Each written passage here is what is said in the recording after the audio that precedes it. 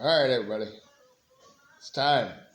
It's time for the Northwestern preview. Michigan versus Northwestern. It's going to be on 3:30 on Saturday on FS1 because they are 5-5 and 4-6. That's what you get. You get to be on FS1 instead of Fox or a normal channel. Michigan is rarely in this position. I do remember when we sucked, we had to be on the Big Ten Network before it was big, and I had to go watch that at a bar and stuff. And now it's a new thing with the new streaming services, the Peacock and whatnot. Luckily, I haven't had to do that in a long time. It might be getting there. Is the Ohio State game gonna be on Peacock? No, I'm kidding. I know where that's gonna be, on Fox at noon.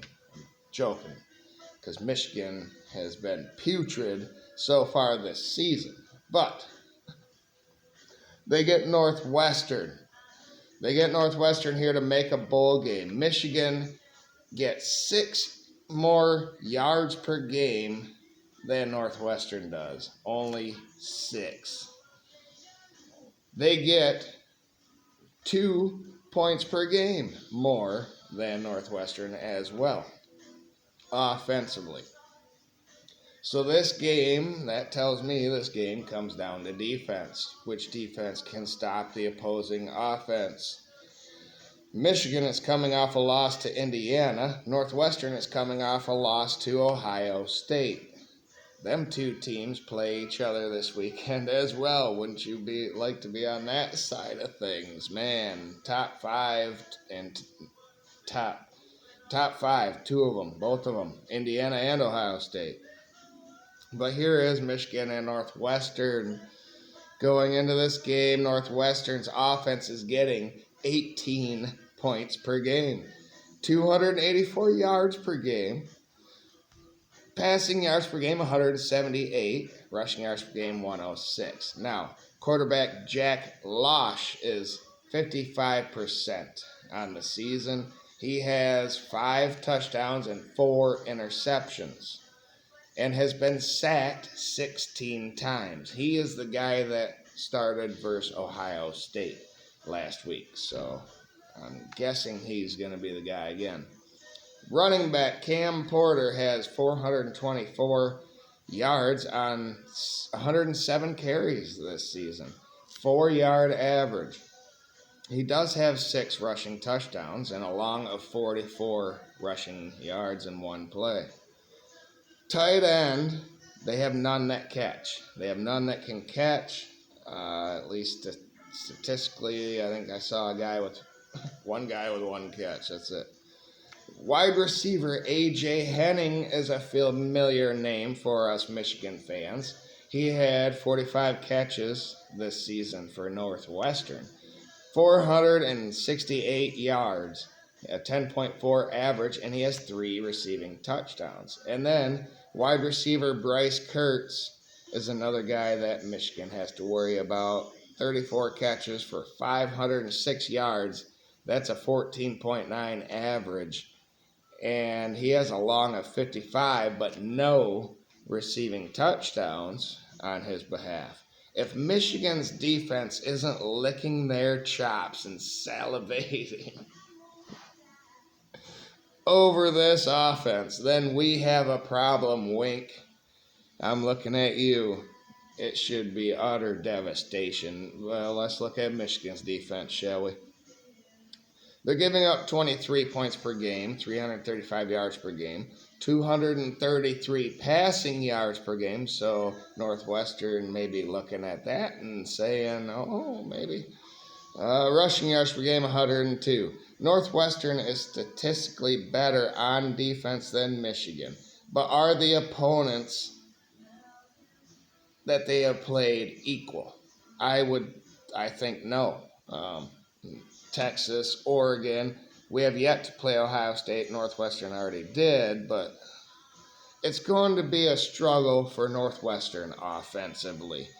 But can their defense shut down Michigan's offense? It hasn't been that hard to do yet. So Let's look at Michigan's offense. They're getting 20 points per game. Only 290 yards per game offensively for Michigan this season. 135 passing yards per game. 155 rushing yards per game. It's putrid. But since Davis Warren was benched and came back in, he has been a better quarterback in my opinion, and I expect some good play from him in this game. Davis Warren is 62% on the season. That includes his 6 interceptions from early. He has 5 touchdowns to go with them 6 interceptions, and then since his return, he is 3 touchdowns to 0 interceptions. He had neither versus Indiana the last week. At running back, Michigan seems to be torn between Mullings and the Don. Kalel Mullings has 141 carries for 740 yards on the season, 5.2 average, 8 rushing touchdowns. Donovan Edwards has 114 carries for 513 yards, a 4.5 average, 3 touchdowns. He's getting better of late, and he has the 12 catches on the season for 64 yards and a receiving touchdown as well. So, I don't blame the coaching staff for being torn between Thunder and the Lightning. Just put them in better positions. Tight end, Colston Loveland, is amazing. He doubles up the next receiver with 53 catches. He triples up the next receiver with 560 receiving yards. He has 4 receiving touchdowns, so everyone knows he's going to get the ball at some point, at least he should in this offense. Running the ball and play action was always going to be how this offense was going to score all season long. From the preseason, I said it. I thought it'd be maybe Orgy with the triple option guy, but keep him out now. We are more traditional. Will it be enough? Will it be enough versus Northwestern's defense? Northwestern's defense is giving up 23 points per game. That's 3 more than we are scoring, so that's a good sign. 356 yards per game. Passing yards per game, 242 passing yards a game allowed and 114 rushing yards per game. Just like Michigan's defense should be excited to impact this game, so should Michigan's offense.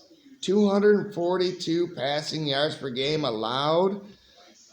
Can Warren do that? Can he get to that level? Michigan will run effectively in this game, of course. Enough, just like every other game. So can Warren hit those open guys? It'll be interesting to see. I think they can. Michigan has to watch out for these players on Northwestern's defense. Theron Johnson, a defensive back, has 44 tackles, 10 pass breakups on the season, 2 interceptions, one of which went for a touchdown. Defensive back Robert Fitzgerald has 44 tackles, 1 sack, and 1 interception on the season. Defensive line, they got Aiden Hubbard.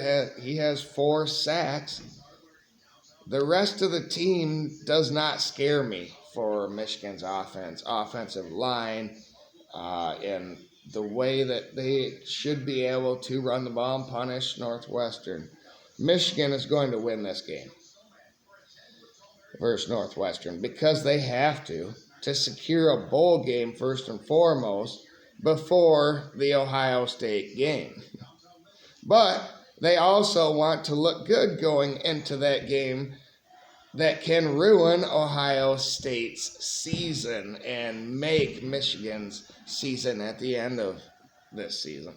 So, won't get us in the playoff, but we'll get a better bowl and we beat Ohio State. That would be awesome. All right. Coming off the bye, Michigan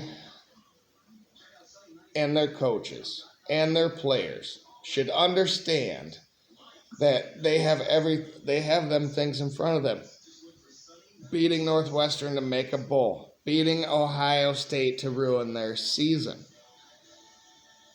With that said, I think Michigan comes out on fire and wins this game handily versus Northwestern at home in the Big House at 3:30 on FS1. No one will watch it, but Michigan is going to win this game 43-10. It'll be Lions-esque. Man, I love that guy, Ross St. Brown, right there for the Lions hanging up on the wall. Didn't he have a big day for Detroit?